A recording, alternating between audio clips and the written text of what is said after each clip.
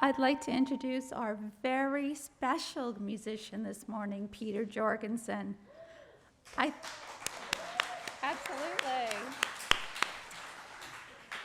I think Pete's wife, Cindy, will attest that Pete, being retired, is in front of the piano quite a bit these days. In fact, it sounds like he's been in front of the piano pretty consistently since he was about 5 years old when he started playing. I'm so pleased he's with us here today. Pete Jorgensen.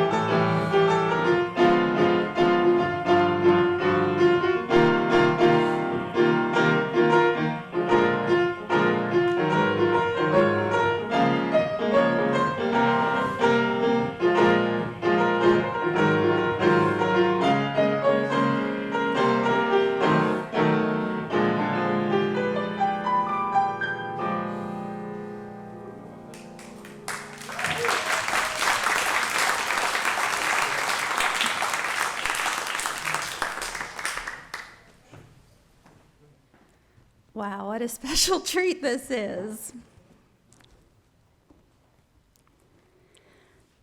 The way we see the world shapes the way we treat it. If a mountain is a deity, not a pile of ore, if a forest is a sacred grove, not timber, if other species are biological kin, not resources, or if the planet is our mother, not an opportunity, then we will treat each other with greater respect. Thus is the challenge to look at the world from a different perspective. Good morning. Good morning. My name is Beth Curtis, and I'm honored to be serving as the worship leader this morning to this growing, journeying, loving community. Welcome to Buckman Bridge Unitarian Universalist Church, or BBUUC. BBUUC is located on land once inhabited by the Timucuan Nation, the people indigenous to the region spanning between South Georgia and Central Florida. We acknowledge the historical and continuing impacts of colonization on indigenous communities and will continue to work to be more accountable to the First Nations and to hold their story true. I would like to start off this morning with a lovely hymn. Actually, it's more of a song to me, but that goes along with some interactive movements, so it's a great way to come together and say good morning. It is hymn number 402, From You I Receive, but you don't need your hymnals because we're going to put the words right up behind me. Okay, it's a super simple song, and here is how the movement goes. Donna, would you like to join me? Okay. I think everybody can rise. There we go. You can read them. That's wonderful. Okay. Take your right hand, put it down. Take your left hand, put it up. Okay? Kind of like, I don't know, Egyptians or something like that. Okay? And now you're going to switch. Okay, very good. Now you're going to go like this, and then hold your hands to your heart. Okay, now if you figure it out and you're standing next to someone, you kind of fit like a jigsaw puzzle. So if your right hand goes down, their left hand goes up, you can actually hold hands, okay? There we go, okay. Now, the first line, from you I receive, okay? Now, don't slap anyone, but switch. Very good, okay. To you I give. Together we share, and from this we live. Okay, I think we've got it, okay. Now, Sydney's going to play the song once through. It's a very short song, and then we're going to sing it 5 times. So I'll help you count, okay? All right. Sydney.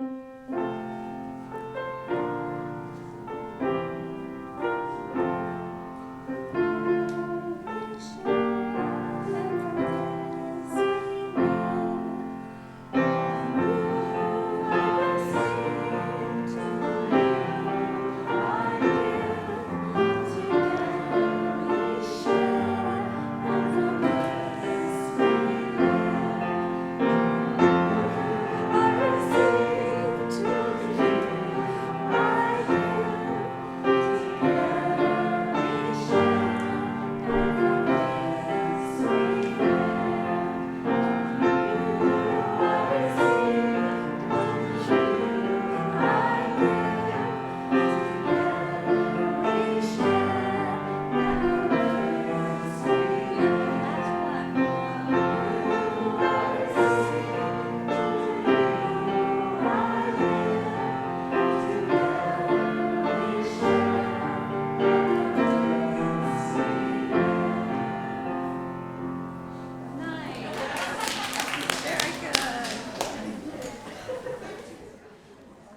Thank you, Sydney. Didn't know you were going to be doing a little hand-holding this morning. We are approaching the first day of fall. For those amongst us who celebrate earth-based faiths, it's Maven, or the fall equinox this week. The equinox is a time of balance. The days are getting shorter now, and the daylight hours are balanced with the nighttime hours. Maven is actually a time to welcome the darkness, as counterintuitive as that may sound. We know that the earth has to go into dormancy to have abundant life and renewal in the spring. The equinox is a great time to take tally, to explore what may be missing in your life that would bring you ease or joy, and what you may have to shed to make room for that joy. The equinox, or Maven, is a mid-harvest celebration. The harvest is winding down, except in Florida, where I'm told it's now the planting season. So regardless, it's a wonderful time to thank the great goddess, the creator, Mother Earth, or whatever you want to call her. Thank her for all that she gives to us. It's a time to honor the eternal rhythm of the changing seasons and feel a deep connection with nature and the universal existence of which we are a part.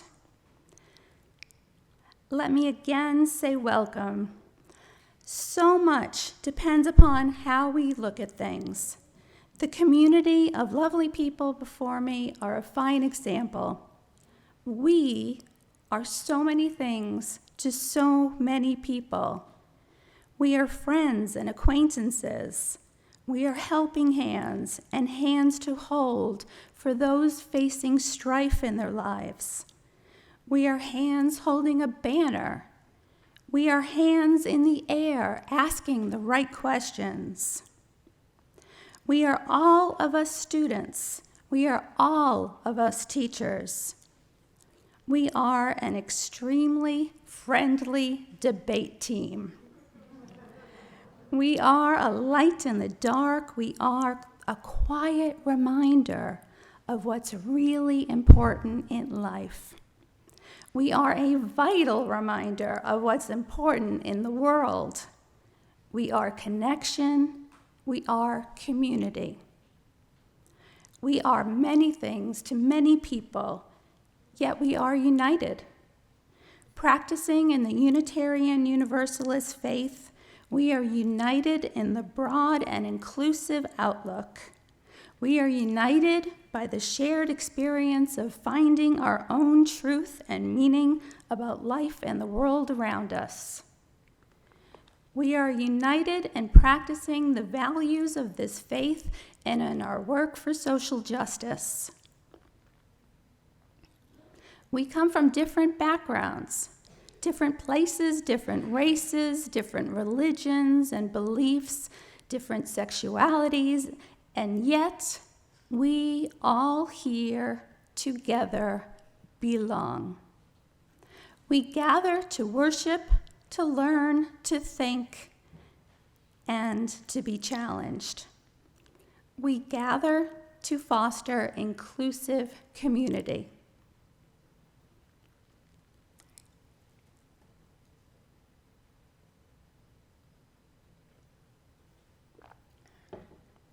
I love tea. September 23rd marks Bisexual Pride Day. This week is actually bi-week, a whole week dedicated to the beautiful bi-pan queer people in this country. Sometimes I wonder what a hetero person, like me, can do to celebrate Bisexual Awareness Day.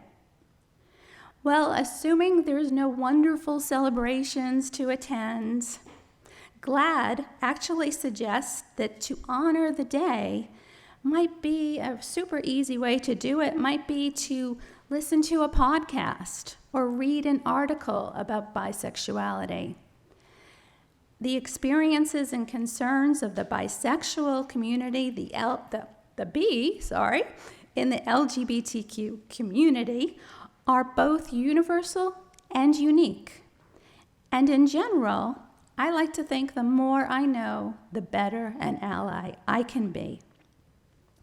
We can also be gearing up for the October 1st Pride Parade, where you can join other BBUUC members to march and show support.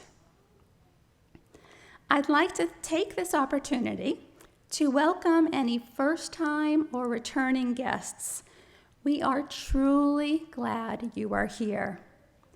Be sure to stop by the welcome table at the entryway and pick up some information about our church or what it means to be a Unitarian Universalist. You are invited to sign in as a guest and get a name tag so that we can get to know you by name. We offer regularly scheduled classes for folks to learn about UU, as well as about our congregation. The next being today, right after the service. And if you're interested in membership, you can find Julie Smithers, the membership chairperson or the membership committee, by spotting a little yellow sticker on their name tag that says, "New, ask me." Feel free to reach out and we'll be happy to talk to you about the path to membership or any other questions you may have. We invite our guests, along with the congregation, to join us after the service for refreshments and convivial conversation. Make sure it's convivial, everyone. We are now congregating indoors, which is a wonderful thing for us. After the service, masks are optional, but we still welcome you to congregate outdoors if that is more comfortable for you. Part of the Unitarian Universalist journey is to follow our own individual paths. We recognize that the questions, how do you experience the world? How do you make meaning? What are your beliefs? Are extremely personal. Yet we ask these questions as a group. We belong to a group who seek individual truths. Growing up UU, it took me a while to realize that this isn't very common. For this to happen in such a strongly supportive fashion, the conditions needed are both broad and yet quite specific. We come together and create just the right pH balance of community in our congregation, in which we can thrive as a congregation and as congregants. We define these conditions with our congregational covenant, which we affirm each week by reading it aloud. It can be found on the second page of your order of service. Please join me. We covenant to engage one another with honesty, kindness, respect, to value diversity, seek understanding of our differences, and practice gracious accountability with care, love, and empathy. We make these promises to those who are here, those yet to come, so that we may be a safe, welcoming, and beloved community of acceptance, learning, and transformation. Let us rise and embody our spirit as we sing our call to worship, the words of which are also printed in your order of service.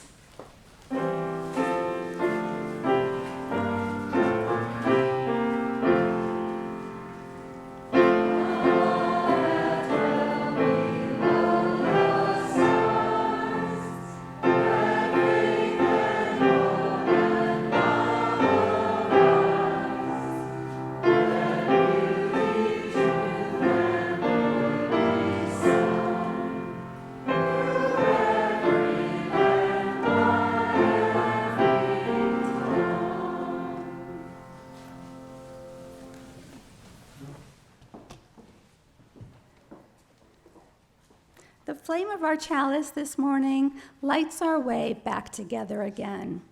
Carol Hawkins has come up and she'll light the chalice for us today.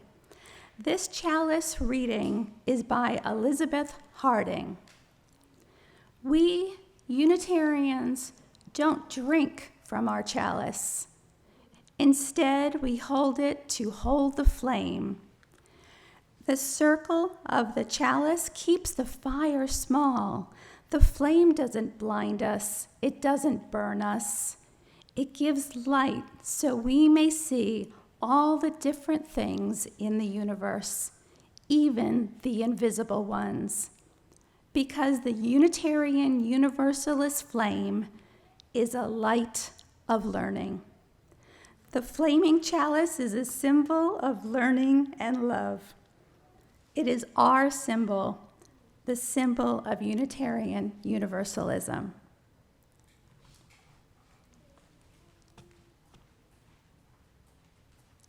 I'll now invite Jenn Jones up for Time for All Ages.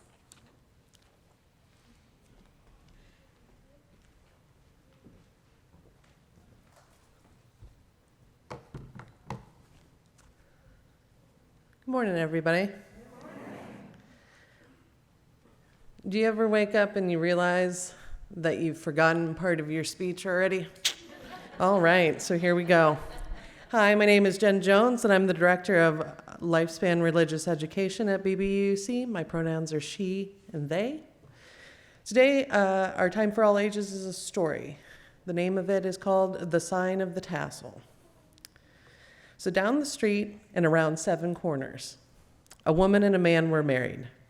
They loved one another. But very soon after the marriage, the woman was sorry to discover that her husband often came home in a foul mood. One thing or another happened during the day that made him grumpy or angry. He carried this burden home with him and was not at all shy about sharing it with her. This cannot go on, thought the woman. She contemplated what to do until finally one day she said, "Husband of mine, I know that work is very difficult and causes you grief some days, and I've noticed that on those days you come home angry." Her husband nodded, and she continued, "Husband, I think it will go better if you could warn me before you get home on those days of when you're angry. Then I can take your bad humor into consideration and treat you carefully." He liked the idea and thought for a moment, and then he said, "I'll wear my red fez every day." Who wouldn't? It was very elegant. I could flip the long black tassel that hangs on the side of my fez to the front. Then you could know that I was in a bad mood and to take it into account. "Yes, why not?" said the wife with enthusiasm and added a little hesitation. "The only thing is, I sometimes, too, get angry." He nodded as she continued, "So I think it would only be fair to you if I also warned you with a sign when I'm angry. I have a lovely white apron that I rarely use. Perhaps I should wear it on the days that I'm in a foul humor." "Why not?" said the husband. "Then I can take your anger into consideration, too." And so they adopted this plan. The very next day, everything seemed to go wrong for the husband as he walked home. His anger grew with every step. By the time he rounded the corner on the street, he was furious. But when he reached their house, he remembered the plan. And what did he do? He flipped the tassel around to the front side of his elegant red fez. The woman had been anticipating her husband's arrival and was looking out the window. When she saw the tassel, what did she do? She ran to put on her apron. The husband opened the door, and when he saw the white apron, he thought, "Oh dear, it will never do for both of us to be angry. We might come to blows." And soon he quickly flipped his tassel back around to the side of his red fez. He did the very best to be pleasant and treat her with kindness and compassion. she also managed to be kind. They had a lovely evening, and a few days later, the same thing happened. He was angry but caught himself in time before he got home, and what did he do? Of course, he flipped that tassel around. And the woman, as soon as she saw the fez, she put on her apron. When he saw the apron, he rearranged his tassel, and they managed to be perfectly pleasant with each other. The same scenario with the tassel and the apron, then the tassel happened over and over again. Finally, the husband said, "It's very strange. Every time I come home angry, you're angry too." And the woman said, "It is strange indeed, but it's a good idea that we're able to put aside our anger." And then she added, "We human beings have been cursed with tempers, but we are also blessed with wisdom.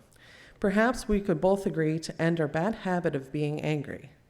And they decided to always be kind and compassionate to one another. The man said that would be wise, and that is what they did.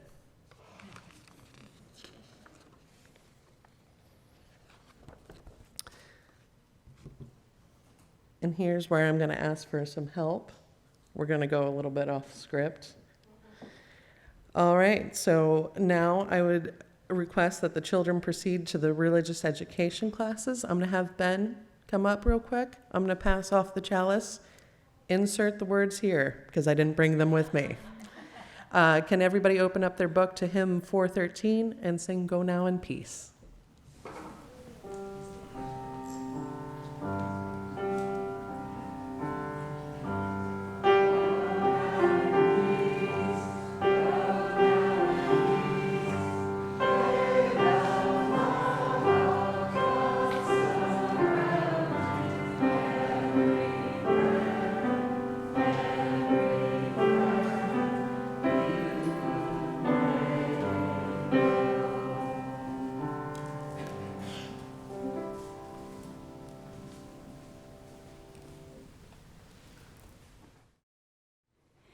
BBU, you see, is many things to many people.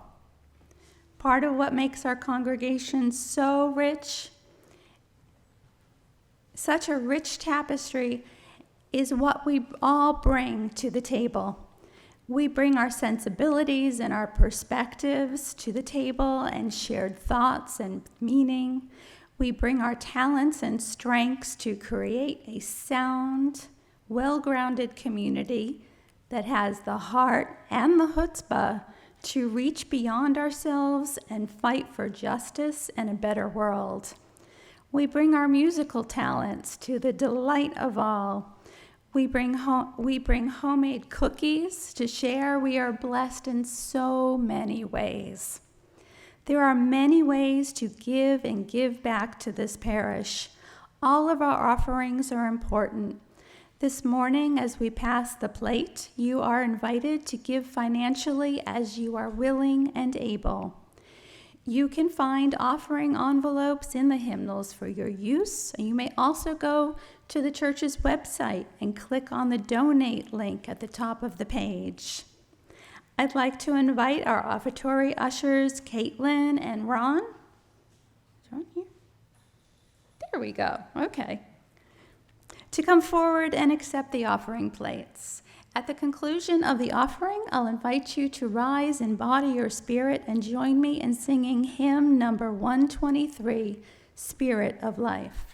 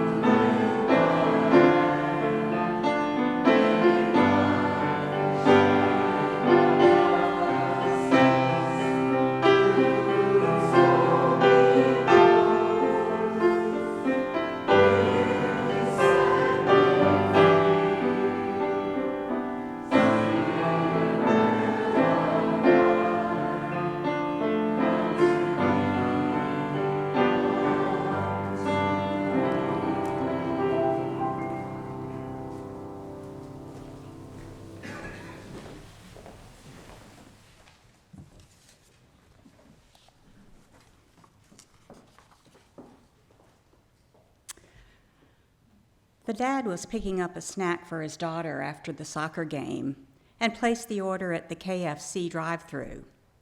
"I'd like 1 chicken leg kids meal, please." "Sure," said the worker. "Which side?" The dad was a bit perplexed. I don't know. Right side, I guess. I didn't know it made a difference." After a moment of laughter, the worker said, "Sweetie, which side do you want to go with that leg, mashed potatoes or French fries?" It certainly is funny when you think about it. I suspect we've all been in that position, likely more than once. I can raise my hand to that.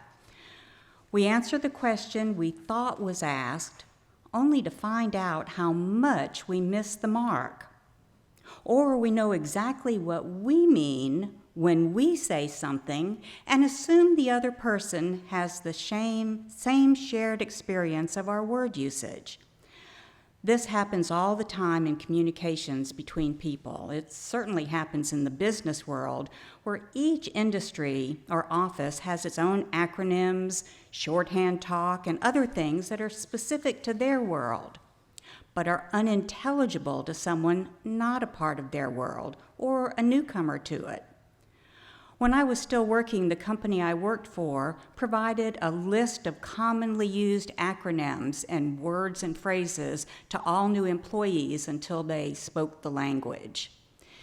In other cases, what is so common in one work setting that it becomes second nature might not translate to a completely different work environment the way you assume it does. For example, long ago I worked in a medical setting and soon became accustomed to shortcut abbreviations for some words, particularly writing in medical charts. One that was used all the time in notes about a patient's following appointment or their follow-up care plan, the words follow-up were abbreviated with an F/U. It was second nature and a shortcut I continue to use even after leaving that job. All well and good, and that is just a common sense abbreviation. I mean, it's not like it's medical lingo or something like STAT or Code Blue. Well, that is, I continue to use it in my personal notes to myself, but I learned my lesson that just because I know what something means, I can't make the assumption that other people are familiar with what I thought was a universal abbreviation. This happened when I sent an email to an HR client of mine, following up on a question she had asked me that I needed to do some research about. So in the subject line of the email, I titled it "Follow Up to Our Conversation," and I automatically wrote, "FU, re our conversation." Ouch! Fortunately, she had a good sense of humor, and we had worked together for a while. So when she called and asked me just what had I done to tick her off, and then quickly laughed and explained herself, I was saved from an awkward situation had she not been a good sport. I never forgot that lesson. Misunderstandings happen. We don't live in isolation, and communications are a part of relationships, work, life, period. Communication is a two-way street. It requires a speaker and a listener. And misunderstandings occur when what the speaker intends to express differs from what the listener believes was expressed. Now, studies show that the interpretation of a message is actually only 7% verbal, in other words, the choice of our words, and a whopping 93% nonverbal. Our tone, our volume, our body language, our facial expressions, gestures. I'm sure you can guess what I don't mean if you come up to me and ask how I'm doing, and I say, "Fine." My one word might have said one thing, but you knew that the meaning of the word was in the way I said it, and it was anything but fine. In all honesty, that's not a subtle example, but one I'm sure every one of you understood. It just goes to show how that simple question and one-word answer that most of our communications with each other has tons of layers going on, both on the side of the speaker and the side of the listener, and the reality of that message can get lost in those layers. Well, Donna, you might be saying, that's all very interesting. However, I didn't expect to come to church today to hear a TED Talk on the art of communication. So it's a good thing that's not what you're going to get. We come to church to draw on our sources in order to live our values within a living tradition of wisdom and spirituality.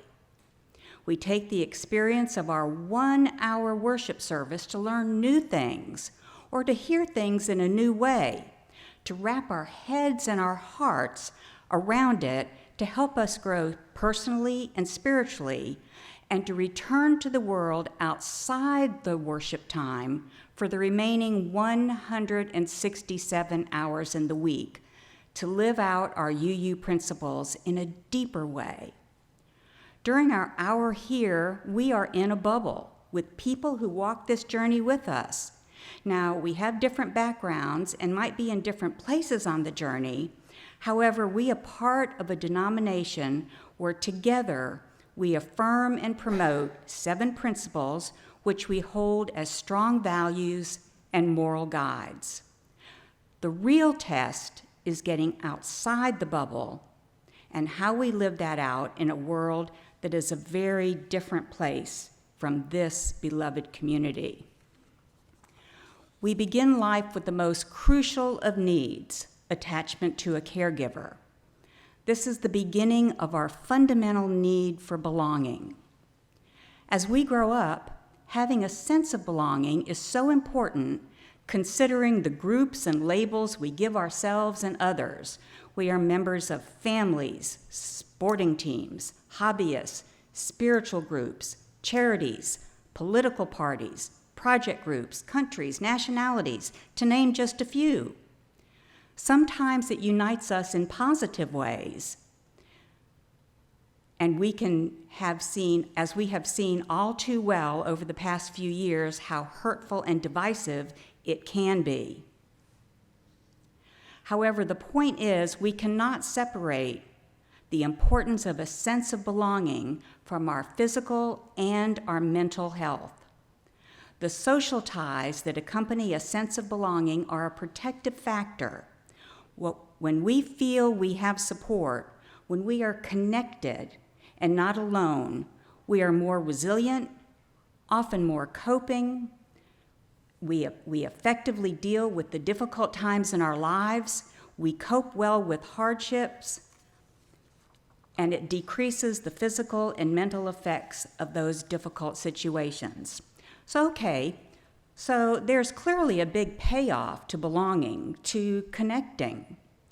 And since we have already established the importance of good communication, let's see if we can draw a through line between those two things.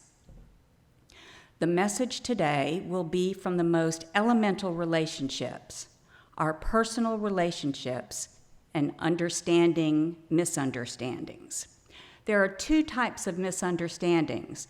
The speaker is not aware that they are being misunderstood, and the listener is not aware that they are not understanding what was intended. The road goes both ways.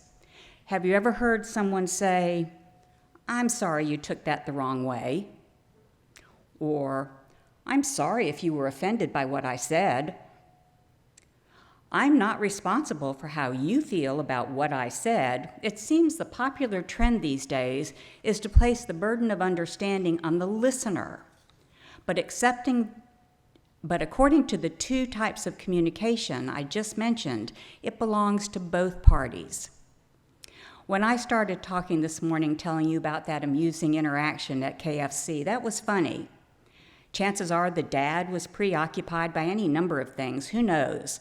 But it's clear when he ordered the chicken leg and was asked which side, he simply focused on the fact that a chicken has 2 sides.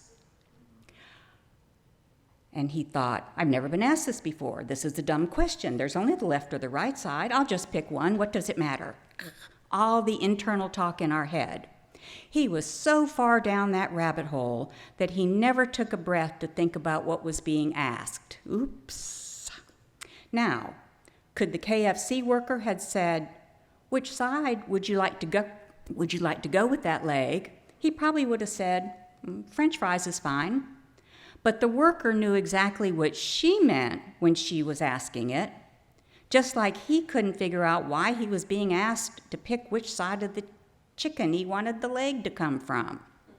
When she realized his mistake, she laughed. We don't know if he found it funny.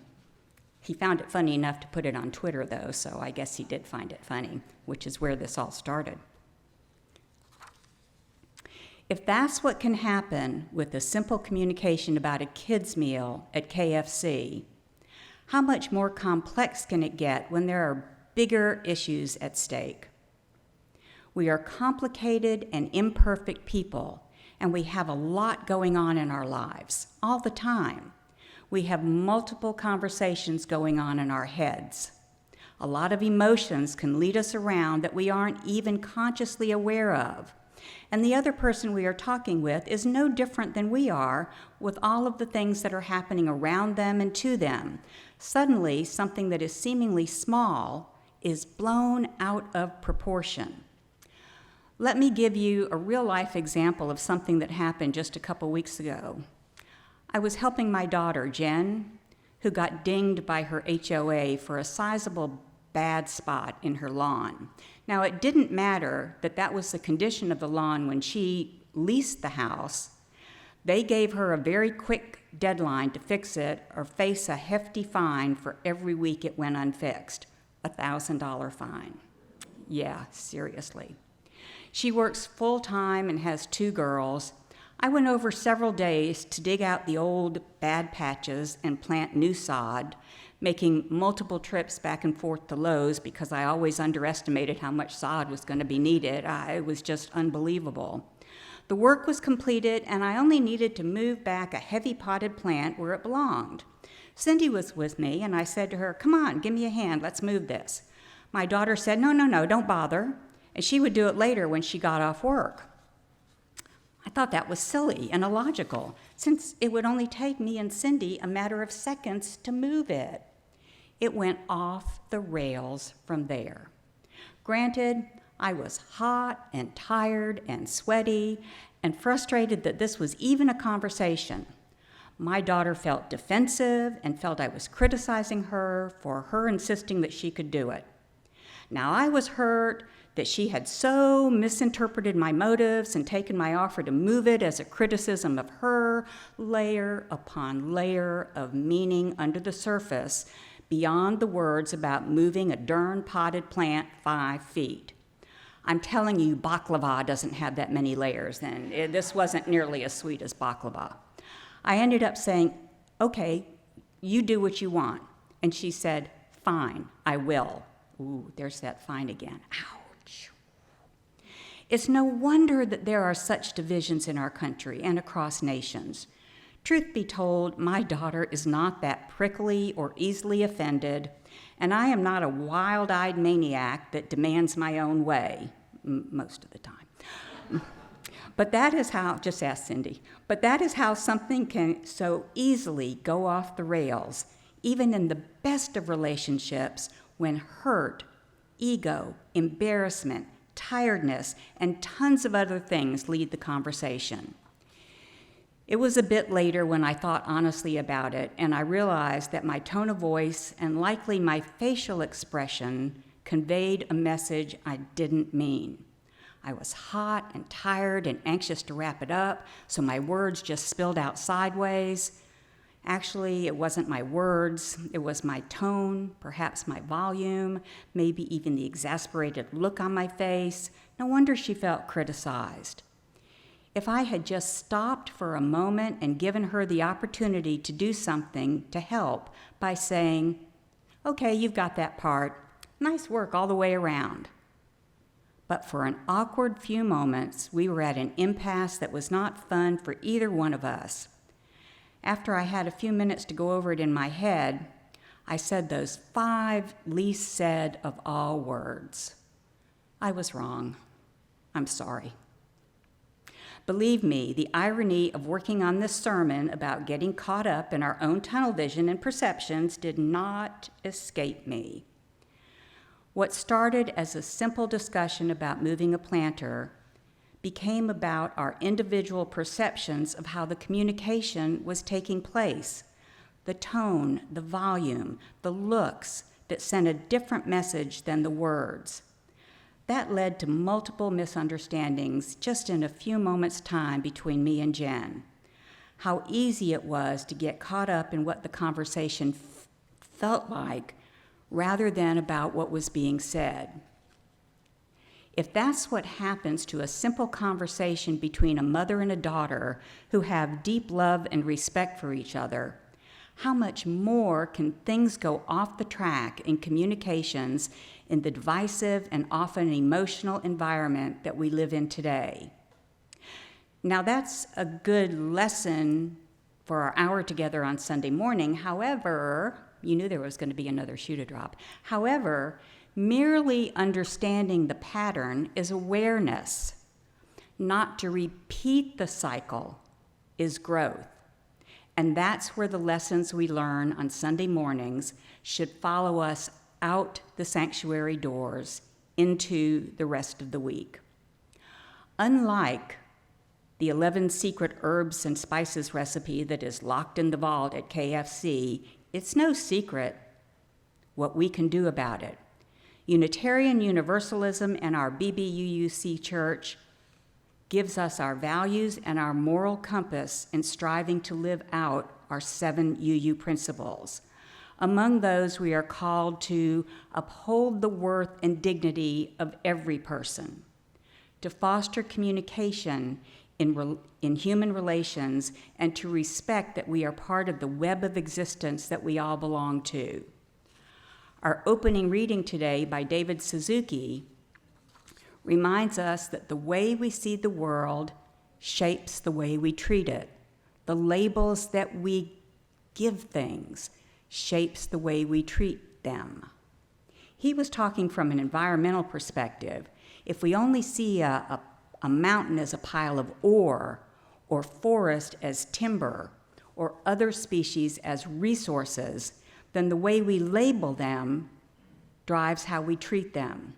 We strip mine, we decimate rainforest, we run factory farms and puppy mills, and don't blink twice when more animals and insects disappear from existence.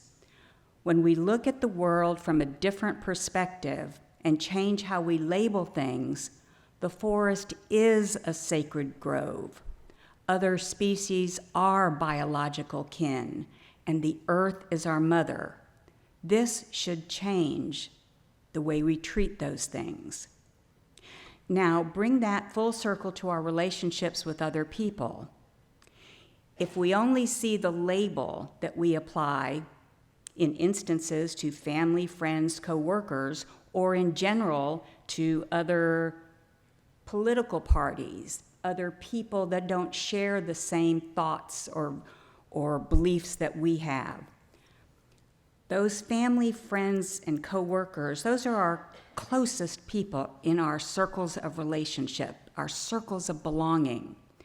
Before you get on a runaway train and let a situation escalate, assume good intentions from the other person. I challenge you not to jump to the most negative assumption. Give yourself a break, too. You are a good person.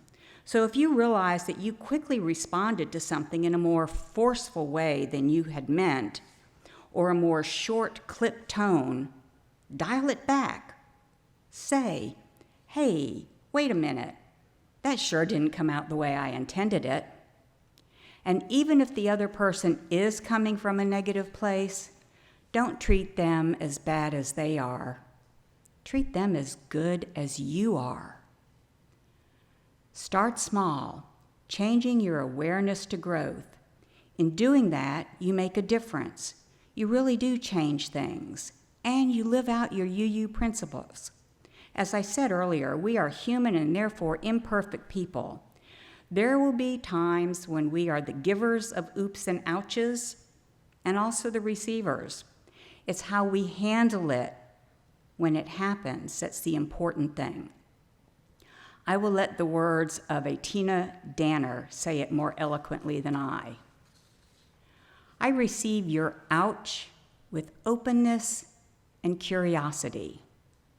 I receive your oops with acceptance and empathy. I offer my ouch with hope and trust. I offer my oops with humility and courage. I release my ouch with immeasurable faith. I release my oops with purpose. I release your ouch with promise. I release your oops with my heart and eyes open. It's about doing our best to live and breathe our UU principles, not just in this bubble where we're comfortable. We're able to do it here pretty easily. But our UU principles tell us to take it the other 167 hours out into the world where it isn't always so comfortable. But our spiritual grounding doesn't always make us feel comfortable when we're learning lessons. Our spiritual grounding is meant to help us grow and be better people. It's meant to foster a condition where we really do treat everyone with dignity and with respect. Belonging here and belonging out there. May it be so. May we make it so.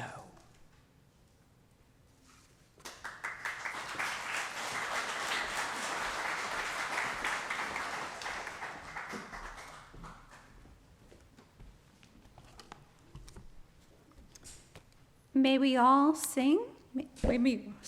Put my glasses on, that would help. May we now sing our closing hymn, number 298, Wake Now My Senses. We'll sing all 5 verses because it's just such a lovely song.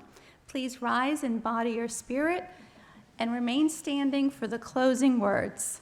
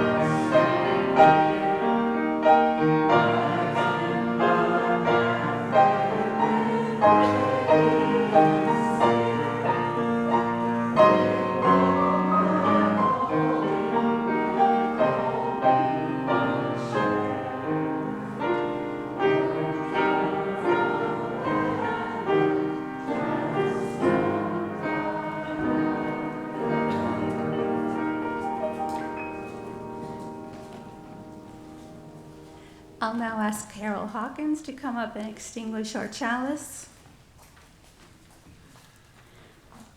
The chalice fire is indeed small. However, the light it shines for us is immense as we allow it to be. Light to follow us the way when we are lost and confused. Light to warm our hearts when they are cold from fear of change. Light to steady us as we embark on the path of finding new perspectives. And light to wrap around us and the others in our circle of our own belonging. We extinguish the flame in the chalice, but the light in us lives on. It has been an honor to be with you today. Namaste. Blessed be.